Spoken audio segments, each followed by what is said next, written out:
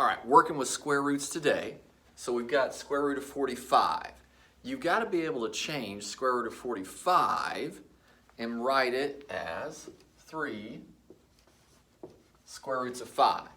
Now, some people already know how to do this. Other people are like, what just happened? There's different ways to get there.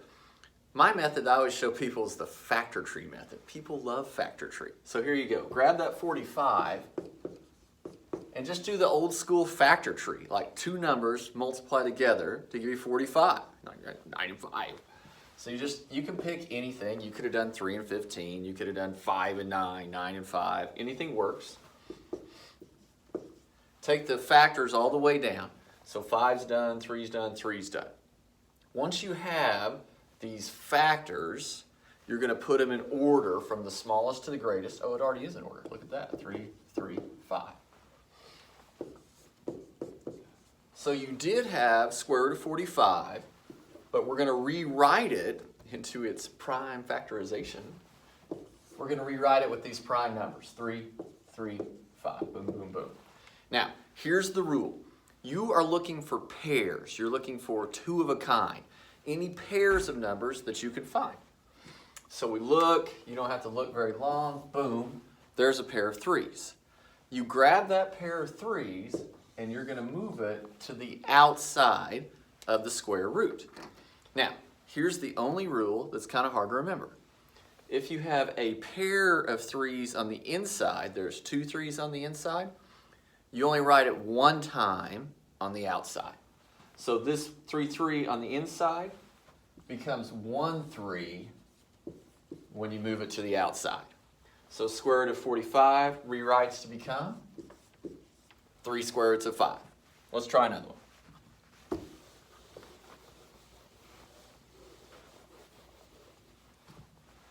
So let's say we have number 2, square root of 28. So factor tree method, grab the 28. And just start a factor tree of it. And you can start it however you want. You want to go 7 and 4, 4 and 7, 2 and 14. Makes no difference. Here, I'll do the weird way. I'll do 2 and 14 is 2 and 7. No matter how you run it, you still come up with the same factors. So grab these factors, the 2, 2, 7. I always put them in order from the smallest number up to the largest. Square root of 28 rewrites to be 2 times 2 times 7. Now remember, when you get to this point in the problem, you're looking for pairs, two of a kind. So it doesn't take long. There's a pair of 2's right there. Grab any pairs that you have, get them to the outside. And the rule is 2 on the inside, you only write it one time when you move him out. So this will become 2 square roots of 7. All right, I think we got the little hang of it. Let's put some more numbers, bigger numbers, more stuff to it. All right, let's do numbers on the inside and the outside. How about 8 square roots 252? Okay, we're going to start it the same way. Factor tree is working. Grab what's inside the 252, and let's just factor tree this thing. Right now you're thinking, I'm just dividing by 2, Mr. Porter. I don't know what's going to work with that. So how about 2 and 126? And then let's divide that by 2, it says 63. And then once you see 63, you're like, oh, 63, I got this. That's just going to be 7 times 9, 3 times 3. So you have all these factors. You've got the 2, the 7, the 3, that are all factors of 252.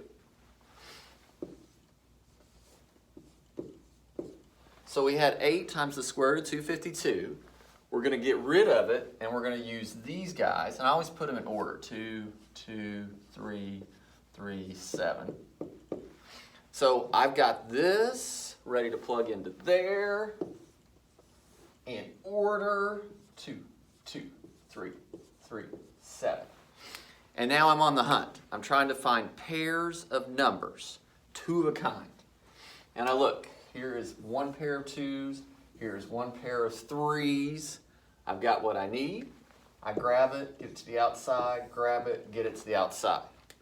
Now that 8 is already there.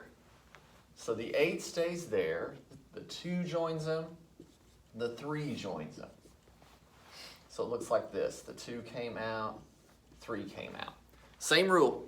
2 on the inside, you only write it once on the outside.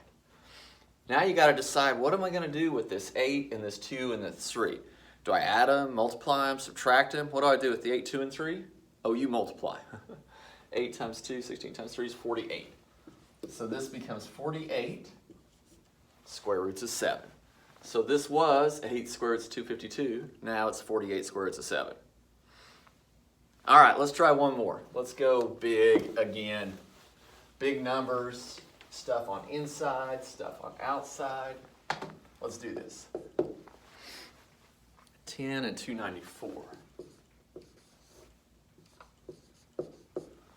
Okay, this one looks a little, it's a little scary, Mr. Porter. 294? I don't know any of that. Grab 294. You're like, well, I know I can divide it by 2.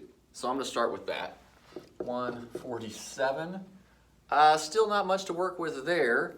How about we go 3? See if that works. Oh, now you're talking. You're about to know what's going on now. 3 goes into 147 49 times. And once you see 49, you're like, aha, 7, 7. Gotcha.